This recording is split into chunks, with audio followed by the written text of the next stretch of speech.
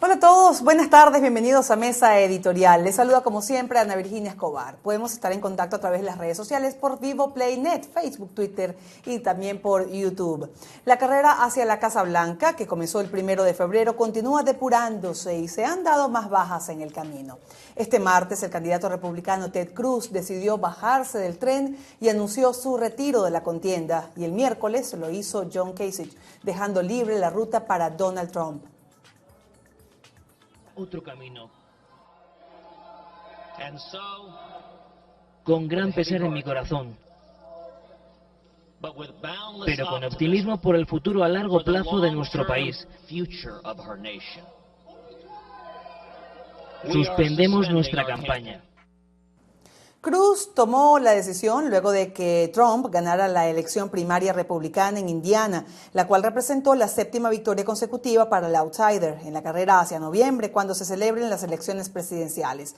Al conocer la decisión de Cruz, Trump reconoció que en él, a un gran contendiente, dijo que es el momento de reconstruir los caminos, puentes y hospitales, porque a su juicio Estados Unidos se ha convertido en un país del tercer mundo. Trump ya cuenta con 1.053 de los 1.237 delegados que necesita para obtener la nominación de su partido.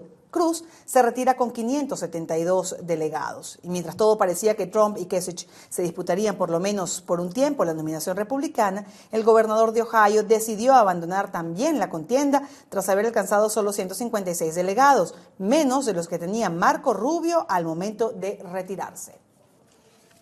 Nunca tuvimos todo el dinero. Posiblemente tuvimos menos gasto y simplemente nos levantábamos todos los días y hacíamos lo mejor que podíamos. Y por supuesto, el mayor agradecimiento va para Beth Hanson, que era nuestra manager de campaña y que hizo todo lo que podía hacer. Del lado demócrata, Bernie Sanders ganó a Hillary Clinton en Indiana. Hasta ahora, Sanders capitaliza 1.439 delegados, mientras que Clinton lo supera con 2.208 de los 2.383 delegados necesarios para la nominación. Aún quedan por celebrarse primarias en 9 estados, y de esos estados, solo California, el más poblado del país, repartirá 172 delegados el 7 de junio. La convención republicana será entre el 18 y el 21 de julio en Cleveland y la demócrata el 25 de julio en Filadelfia. ¿Será Donald Trump el republicano que evite un nuevo mandato demócrata? ¿Cuál será el escenario de una elección entre Trump y Clinton? Se lo preguntamos a nuestros invitados y recibimos pues vía Skype desde México a Ricardo Castillo, consultor político, estrategia, movilización, asesorado a candidatos y gobiernos en Argentina, Brasil, Ecuador, México y República Dominicana. Y también nos acompaña desde Washington Robert Valencia, analista y estratega político, escritor. La cuenta de Twitter de Ricardo Castillo, @RicardoAmadoC, y la cuenta de Robert Valencia, @RValentweet. Es su cuenta de Twitter y allí lo tienen pues en la pantalla a ambos. Bienvenido al señor Castillo, bienvenido a Robert Valencia. Gracias por estar con nosotros. No, muchas gracias a ti, gracias por la invitación y la oportunidad de intercambiar ideas. Sí. Gracias, igual. Bien, comencemos con usted, señor Castillo, sobre esta renuncia. Vamos a comenzar con la de Ted Cruz. ¿Por qué decidió retirarse en Indiana? ¿Por qué allí? ¿Qué pasó? Bueno, Indiana se convirtió desde hace un mes aproximadamente en el cuello de botella que Ted Cruz tenía que salvar para ver si de verdad había algo de viabilidad en su candidatura. Y Indiana, digamos, un estado emblemático en términos de que no era ni de los más conservadores, sino un estado más representativo de los estados competitivos en las elecciones generales, rechazó rotundamente, en mi criterio, el discurso conservador, mucho más extremo desde el punto de vista de ciertos valores conservadores de Ted Cruz, y creo que no había forma de continuar esto. Además de que la esperanza de Ted Cruz era que el partido, de alguna manera, en una convención, un contested convention, como dirían, le fuera a dar la candidatura, pero ya era absolutamente inviable que después de que Trump había hecho tantas cosas, fueran a decirle ahora que no le iban a... Ya no era el momento de frenar a Trump. El tren de frenar a Trump ya había despegado hace mucho tiempo. Claro, ya llevaba demasiada velocidad Donald Trump y por eso también Kasich decide retirarse de la contienda. La verdad es que tenía muy pocos delegados, ¿no? Absolutamente. Y creo, en mi criterio, Kasich en cualquier otra elección hubiese hecho un papel mucho más fuerte, mucho más digno. Creo que es un buen gobernador. Bueno, de hecho fue el único estado que ganó. Pero bueno, los electores, y eso quizás es lo que deberíamos discutir hoy, los electores están buscando más sangre, están buscando un vengador. Parte del éxito de Trump es que simplifica problemas complejos y da respuestas sencillas, y la gente ve en él un símbolo de cambio verdadero, y quizás de cambio verdadero en contra de los políticos profesionales de Washington. Claro, un cambio de estilo, además de todo lo que vienen ya acostumbrados de los distintos gobiernos. Ahora, señor Valencia, ¿cómo ve usted el retiro de estos dos candidatos? Y como dice pues el señor Castillo, pues ya Donald Trump iba a demasiada velocidad, va a demasiada velocidad. ¿Cómo ve esta velocidad que lleva hasta ahora Donald Trump? Bueno, es que indudablemente Donald Trump representa un fenómeno político, ¿no? En papel era uno de los pocos opcionados, no tenía la suficiente experiencia política a comparación de los 16 o de los 15 candidatos republicanos que se habían lanzado en ese momento. Yo creo que la razón por la cual, o una de las razones por las cuales tanto Cruz como Kasich se retiraron es por una razón muy sencilla, y es la falta de fondos. Cuando el dinero comienza a acabarse, pues obviamente que no pueden manejar una campaña de esa magnitud, porque tienen que viajar a distintos estados, y obviamente que hay otros estados que están en juego. Ahora, referente a su pregunta sobre el porqué de Indiana, yo creo que esto viene desde hace mucho tiempo atrás. Estamos viendo que el supermartes de finales de abril, pues Trump fue el gran vencedor. Ganó en Maryland, ganó en Rhode Island, ganó en Pensilvania, que era el estado que más delegados tenía. Y para mí el parteaguas indudablemente creo que fue en Nueva York. Yo creo que Cruz guardaba la esperanza de por lo menos tener algunos delegados, y esta es la dicotomía más grande que yo encuentro en esta campaña. ¿Por qué? Porque Cruz tenía una de las campañas más organizadas, en mi opinión, dentro de los candidatos republicanos. Mantenía una hoja de vida impecable a pesar de su controvertida personalidad, esto hablándose tras bambalinas, pero le faltó un error para que su campaña se fuera abajo, y fue el haber dicho que los neoyorquinos no tenían valores, que carecían de valores, y los neoyorquinos, y esto lo dijo en enero, y en abril lo castigaron en las urnas. No se llevó ningún delegado a Nueva York. En cambio, Trump tiene lo que llamamos en el ámbito político el efecto teflón. Tiene todos los defectos habidos y por haber. Habla mal de las mujeres, habla mal de los hispanos, usa un lenguaje soez a referirse a sus contrincantes. Es un hombre que ha entrado en bancarrota, y aún así ha ganado las primarias, y todo como lo acaba de mencionar el invitado, porque en él ven el antiestablecimiento, el anti-establishment, y aún así, a pesar de todas las alianzas y todas las tretas que han tratado de organizar para que Trump no llegara a ser el candidato principal, pues no funcionó. Cruz trató de formar una alianza con Kasich, repartiéndose delegados en jornadas venideras, trató de incluir a Carly Fiorina con la idea de por lo menos conquistar el electorado en California y tal vez apelar un poco más al electorado femenino dentro de los republicanos, y no le funcionó.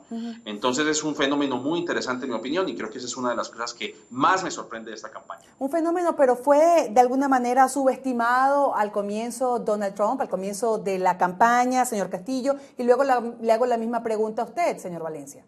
Yo lo que creo es que lo que está subestimado no es el fenómeno de Trump exclusivamente.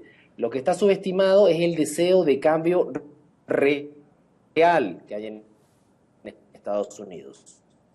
Al ser un sistema bipartidista por excelencia, todos los analistas políticos, los que estudiamos estas cosas y los electores también, tradicionalmente estamos pensando en las fórmulas tradicionales demócrata, republicano y de los candidatos establecidos, pero hay un deseo de cambio muy fuerte en los dos partidos, y eso es parte tanto del éxito de Donald Trump como parte del éxito también de Bernie Sanders hasta el momento, independientemente de que crea que igual no le alcanza para ganar, porque hay un deseo de cambio real, de pasar la página, de que los políticos, igual que en muchos de nuestros países latinoamericanos, no están respondiendo a las necesidades reales de la gente. Regálame 30 segundos más. Mira, hace 2 meses Hillary Clinton estuvo en Flint, el lugar de Michigan donde el agua está envenenada, es un town hall meeting, le pregunta a la audiencia: ¿qué cree ella que hay que hacer? Y ella responde como buen político que hay que crear un comité para hacer una investigación. Eso es lo que responden los políticos. Y la gente está esperando algo más directo, alguien que diga, no, concreto, vamos a meter a esta gente presa, vamos a hacer algo. Porque la gente está cansada, está ansiosa. Y también en Estados Unidos hay mucha ansiedad y mucha incertidumbre sobre temas económicos y muchos otros. Sí, señor Valencia, ¿qué opina usted si se subestimó de alguna manera a Donald Trump y ya definitivamente pues y se puede decir así, ya es el candidato republicano definitivamente?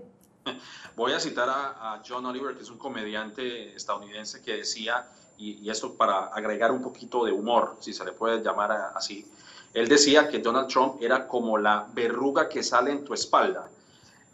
Al principio no le prestas mucha atención, pero ya después de un año, cuando la cosa se pone grande, ya hay que prestarle atención. Y eso fue exactamente lo que ocurrió con Donald Trump. Al principio la gente no le prestaba mucha atención porque obviamente Donald Trump pues es un showman, ¿no? Es un hombre del entretenimiento, es una persona que ha salido en reality shows. Tuvo un reality show muy famoso aquí en Estados Unidos que se llamaba El Aprendiz, y él ha sido parte de lo que se llama el show business. Y mucha gente no le prestaba atención. Ahora, el cambio, la gente espera cambios, por supuesto, la gente está hastiada, está cansada del bipartidismo, del bloqueo que ha existido aquí en Washington en temas tan importantes como la economía, el de ayudar a las familias a poder guardar, de poder salvaguardar sus casas, de salvarlas de que no pierdan sus casas frente a lo que se llamaba las hipotecas tóxicas, la economía, el estado, el desempleo, etcétera. El problema aquí es que yo diría que Trump, en cierta medida Sanders ofrece ideas que en papel deberían cumplirse, pero obviamente muchos consideran que no va a ser posible lograr, como por ejemplo alcanzar la posibilidad de que todas las personas puedan ir a la universidad gratuitamente. En cambio, Donald Trump ofrece obviamente ideas fantásticas, y cuando digo fantástico no me refiero en el sentido de sus ideas son fabulosas, sino que son sacados de cuentos de fantasía. El muro a México, el de deportar a todos los indocumentados, el de imponerle reglas a China y a otros países para que Estados Unidos pueda volver a atraer los trabajos que una vez perdió frente a otras economías, etcétera. En esto, dentro del contexto demagógico, pues obviamente que va a funcionar y le ha funcionado.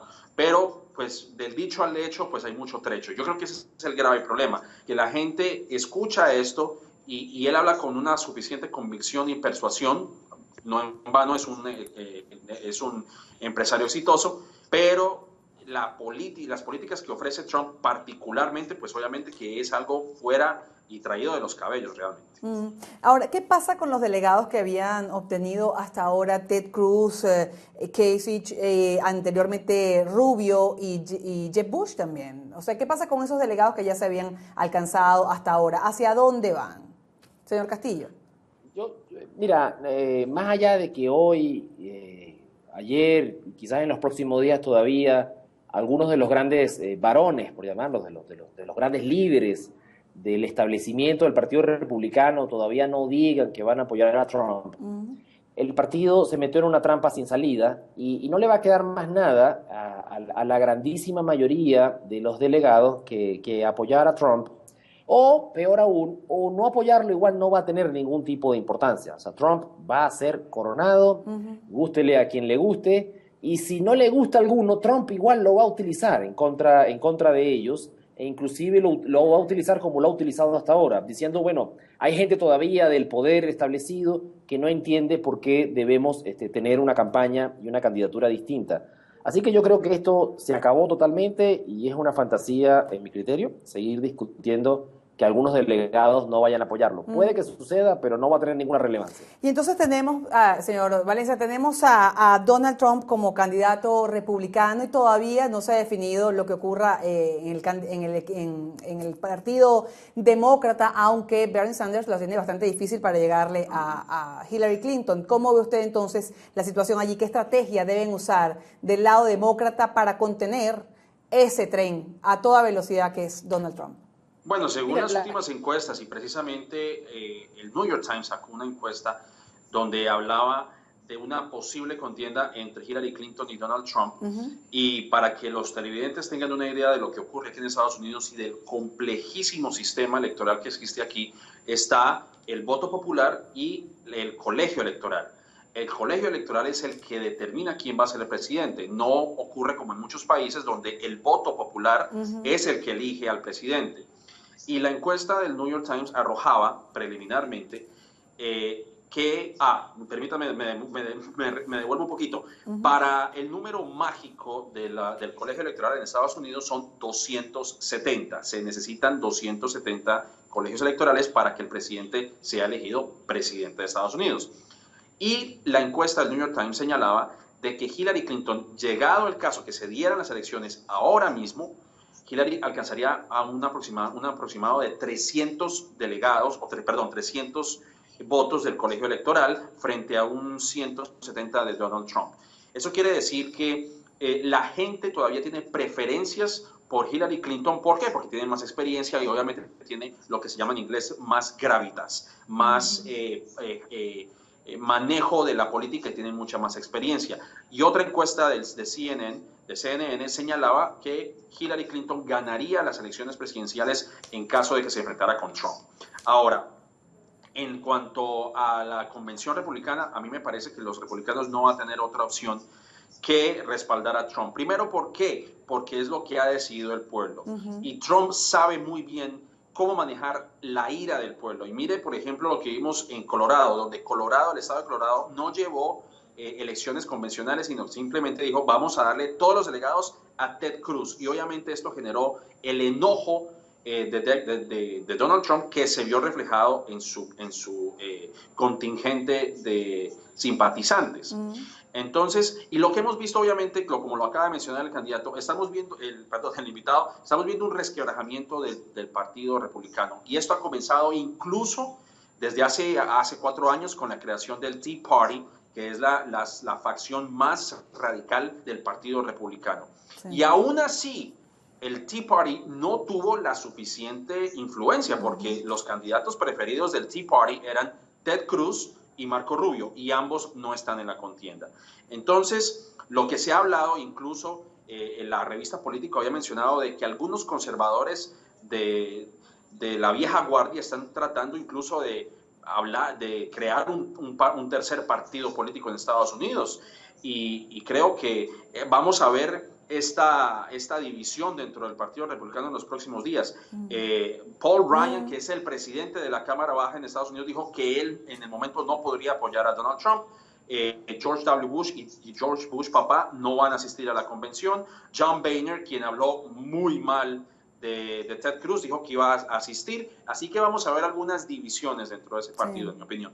Sí, señor Casilli, ¿cómo ve usted si las elecciones se fueran hoy entre Hillary Clinton y Donald Trump? ¿Cómo lo vería? Mira, estas van a ser las elecciones con 2 candidatos. Yo también creo que la elección demócrata se acabó. La elección general arrancó ayer. Arrancó en estos últimos días, cuando ya se bajaron Trump y Kasich y nos dejamos de esto. Con el primer video que Hillary le presentó oficialmente a Trump, un video de ataque muy contundente, básicamente basado en frases de cosas de Trump y además con Trump diciendo yo voy a hacer todo lo que digo lo hago. Nos vamos a enfrentar a las elecciones potencialmente más negativas de la historia, con 2 candidatos que tienen evaluaciones muy negativas por parte del electorado general.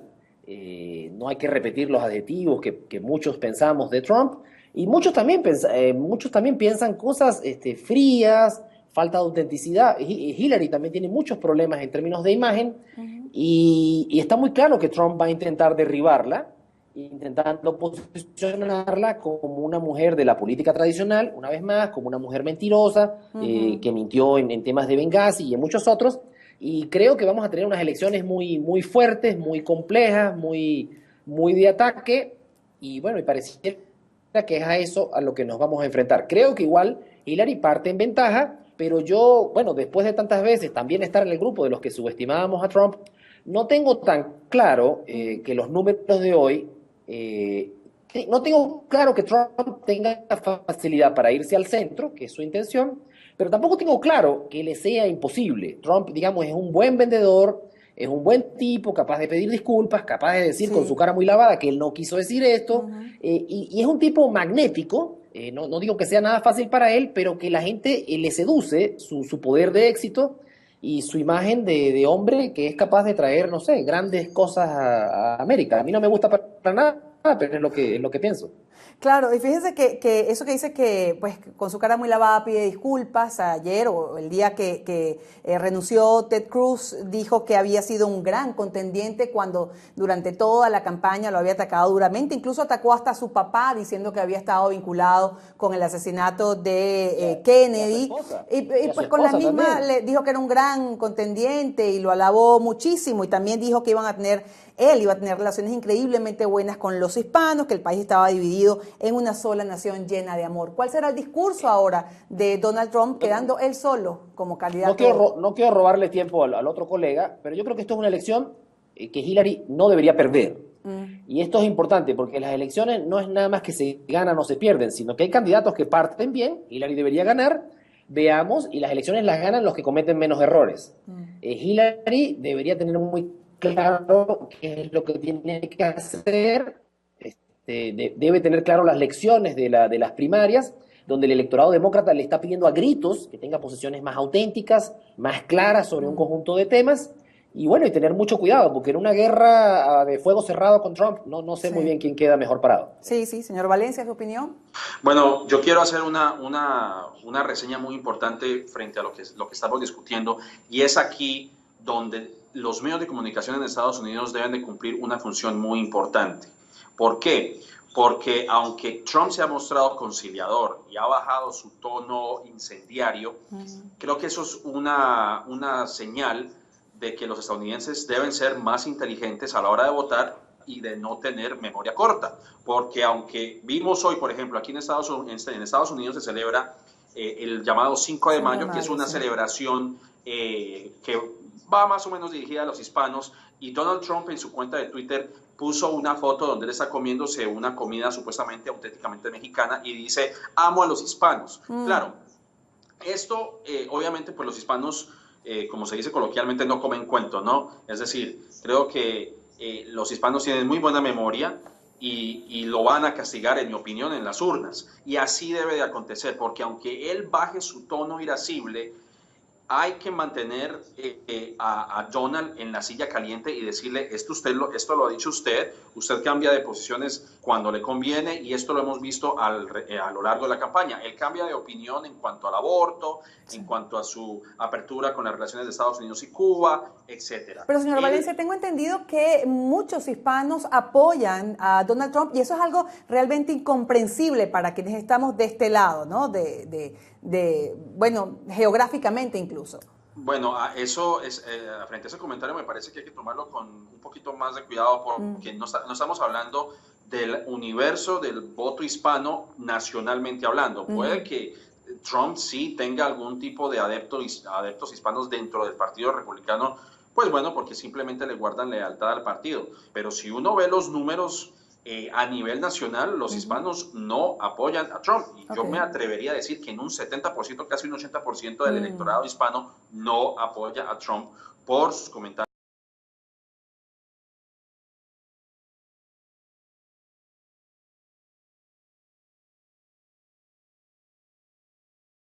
sobre México y sobre el famoso muro que él dice que va a construir, y la deportación de miles de indocumentados, y la toma arbitraria de remesas que enviarían los mexicanos, como él dice, para construir y financiar la construcción del muro. El problema es que los medios de comunicación lo que quieren ver aquí en Estados Unidos es simplemente una campaña de un toma y dame, y el problema es cuando este tipo de personajes como Trump salen a la política, no lo toman lo suficientemente en serio. Es decir, creen que esto es un entretenimiento, toman estas elecciones como si fueran un entretenimiento y no se hacen preguntas concretas. Muchos de los comentaristas que uno ve en CNN, en Fox, en MSNBC, toman eso como si fuera un tema deportivo, y no es una cosa que debemos de tomar deportivamente. Se debe de tomar en serio. Esa es una persona que tiene una plataforma xenófoba, antiinmigrante, y ya es hora de no tomar a Trump como si fuese un juego. Ya es el candidato más opcionado, el presunto candidato republicano, y yo creo que ya a partir de ese momento hay que tomarlo muy absolutamente de acuerdo. Y fíjese, ya nos toca cerrar y comenzamos con usted, señor Castillo, pues brevemente, ¿qué estrategia deben seguir entonces ahora los candidatos demócratas, repito, para contener a Donald Trump? Sí, yo creo, y aprovecho para despedirme y agradecerte de este rico intercambio. Mira, yo creo que Hillary tiene que trabajar fundamentalmente en venderle un gran acuerdo a los norteamericanos, un gran pacto, una gran idea de esperanza que supere lo que tenemos hoy. Hillary no tiene problemas. Cada candidato es como es. No se puede transformar a un candidato, pero sí puede trabajar en vender mayor esperanza de que el futuro puede ser mejor y de que los ciudadanos van a tener importancia en esa construcción. Parte del problema de Hillary es que siempre su campaña es sobre ella. Ella es una gran luchadora, siempre nos las están vendiendo y como si fuera irremediable, y a la gente eso le molesta, le fastidia, le aburre. Ella tiene que darle mayor importancia a los ciudadanos, a lo que en Estados Unidos llamamos grassroots, y tiene que tratar de vender con mayor esperanza sus propuestas de futuro, de cómo lo está haciendo hoy. Yo creo que si ella cae en el juego sucio de Trump y cae en la agenda de Trump, tiene riesgos innecesarios para correr. Sí. Señor Castillo, Valencia, fíjese que Donald Trump dijo hoy que si no gana las elecciones, Estados Unidos puede convertirse en Argentina o Venezuela. Bueno, obviamente todo es parte de la demagogía que él siempre ha utilizado durante la campaña. Y yo creo que en relación a la pregunta que usted acaba de formular al invitado, de lo que debería hacer Hillary Clinton es principalmente escuchar los simpatizantes de Bernie Sanders. Bernie Sanders aquí en Estados Unidos tiene un centro de los jóvenes que por alguna razón Bernie Sanders despierta esa pasión dentro de los jóvenes, dentro del el sector más educado, por decirlo de una forma, más preparado de la población estadounidense. Y creo que Hillary Clinton debe de prestar mucha atención a temas que conciernen al electorado, o por lo menos a los simpatizantes de Bernie Sanders, como es, por ejemplo, la ley Citizens United, que él tanto ha criticado, que es la ley que le permite a estas organizaciones que se llaman los super PACs en inundar los medios de comunicación y las ondas radiales y televisivas con publicidad negativa contra el otro contrincante, creando un desbalance, por decirlo de una forma. No hay una forma de competitividad justa dentro de los candidatos. Y también tiene que prestarle mucha atención, por ejemplo, a lo que tanto él ha criticado, que es el 1% de la riqueza concentrada en esa población, principalmente en los millonarios de Wall Street, el llamado fracking, que es la exploración de gas natural y de otros productos no renovables en Estados Unidos, etcétera. Tiene que prestarle atención a los asuntos que conciernen la parte del electorado que está con Bernie Sanders. Porque cuando uno ve la contienda o las jornadas, pues Hillary le gana a Sanders por un muy pequeño margen, con lo cual estamos viendo que hay una división del Partido Demócrata donde Hillary gana por un pequeño margen. Así que yo creo que ella le haría muy bien a ella escuchar lo que la otra parte que no está con ella tiene que decir. Bien, muchísimas gracias a Ricardo Castillo, a Robert Valencia por haber estado con nosotros. Interesantísima esta conversación. A ustedes también gracias por su sintonía. Nos vemos en una próxima mesa editorial por aquí, por Vivo Play. Que estén muy bien.